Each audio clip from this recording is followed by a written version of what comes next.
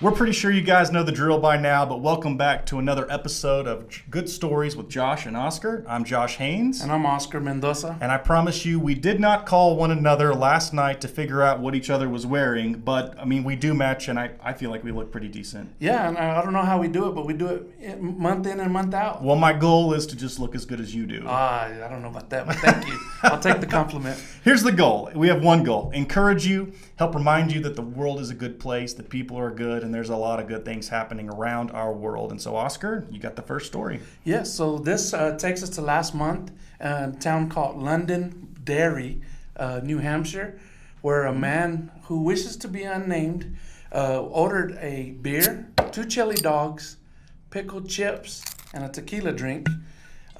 He's having a good day, isn't he? Oh, yeah, he's definitely, or a good evening. It's something. So the bill came out to about $37, $38. And he asked for his check, and as he walked away, he said, "Don't spend it all in one place." You know, and the bartender was getting ready to go on break. She didn't enter the check right away, but she got curious, remembering what the customer had said, so she hurried up and went ahead and entered it, and kind of find out there was a $16,000 tip on there.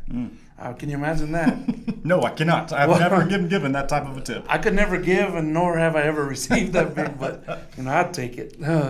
But she mentioned that she tried to refuse the money, saying they don't feel right taking that. Mm-hmm. And he said, "No, I was meant for you to have this." Mm. And so basically, the money's going to be split among 8 bartenders, which is the equivalent of servers there at this restaurant. As well as kitchen staff. Of course, they waited to post about this incident or about this tip until the tip cleared. Yeah, that's probably a good decision. Yeah, absolutely. So how about you, Josh? What do you have for us? Well, I know that many of us are excited about the upcoming Tokyo Olympics, especially since we thought we were going to get them last year and 2020 was crazy. Yes. But I want to tell you a little bit about one of our own American Olympic athletes. Her name is Quinnisha Burks. And Miss Burks grew up in Hartselle, Alabama, which is a town of about 14,000 people.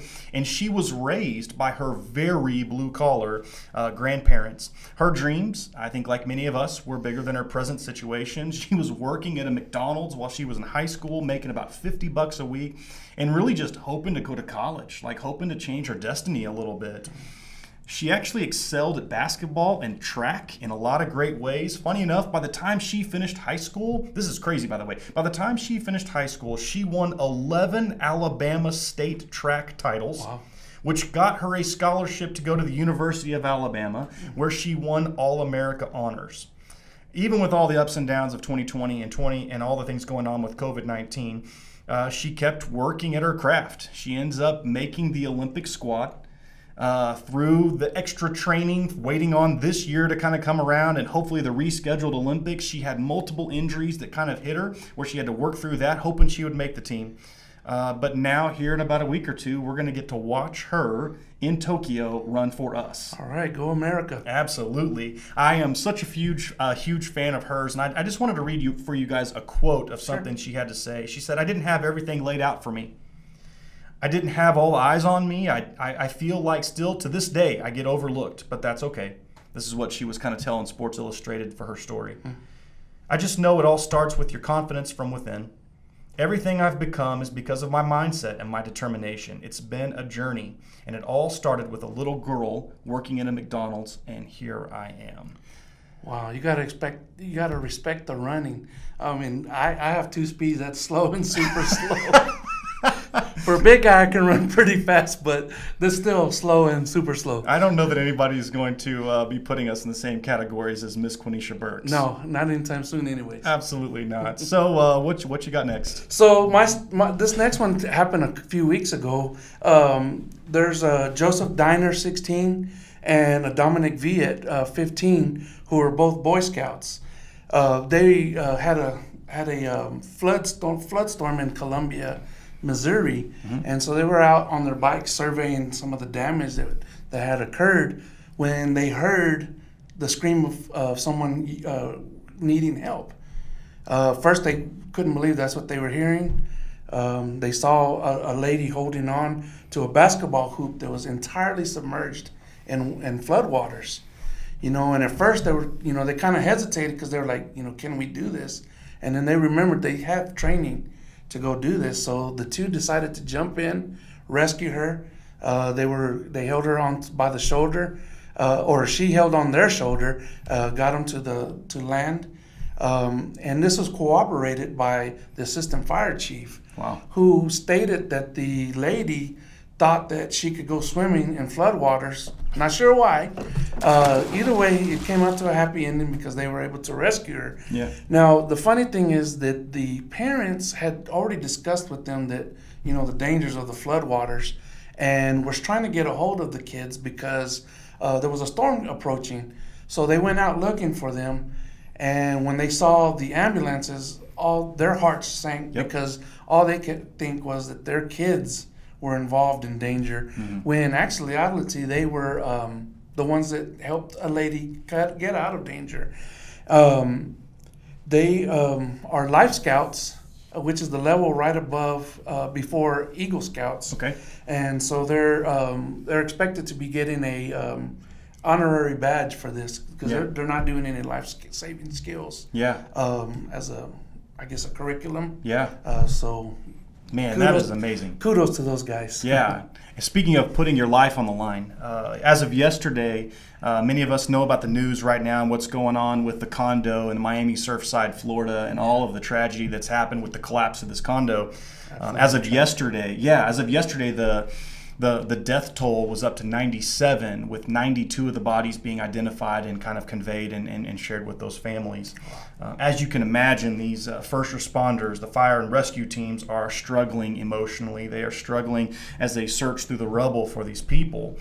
And so in a very unique effort, 9 golden retrievers have been brought in from out of state to work with the existing and already at work therapy dogs from the Miami-Dade County Fire Departments. Comfort dogs, interestingly enough, these therapy dogs are scientifically proven to be an outlet and a help for depression, anxiety, other PTSDs, and even other various forms of distress. And these dogs have this heightened sensitivity to be able to care for people in distress. Interestingly enough, the science behind this, and many of you probably already know this, but the science behind this is that when these first responders kind of come out of the rubble, they have seen some horrific things. And some of the things that's even been kind of shared is they will come right out of having worked and they will just fall to their knees and just hug these dogs. And in that moment, scientifically, their brains, through that physical touch, will release oxytocin in order to provide these very emotionally weary first responders, to give them relief, to give them some sense of security, to give them a positive touch that somehow chemically makes the brain feel like it's going to be okay. They are petting and hugging and holding these dogs as they just cry right now. Wow. Yeah. I mean, I can imagine we get home from a long day and our pets show up to the door, and I'm sure we're releasing that oxytocin as well. Yeah, I mean, it's just crazy the way that these therapy dogs work. And I promise this is not a passive-aggressive shot on our part at those of you who are cat lovers, although I think both of us are dog lovers more than we are cat lovers. Gotta love the dogs. That's right. That being said, just the idea that camaraderie and shared mission can be found, and comfort can be found, not just from human to human, but in all parts of our creation, is pretty crazy. Mm-hmm. Yes, it is. Yeah. So with that being said, this has been Good Stories with Josh and Oscar. We are so thrilled that you have joined us and been listening. We hope you've been encouraged, and I'll give you the last word. Yeah, just remember to go out there and be nice to somebody. You never know when you're going to get a $16,000 tip. Don't do it for the money. Oh, yes. I mean, obviously, don't do it for the money, but you just never know. Yep. Do it for the goodwill of people. Yes, hope you guys have a great rest of your day.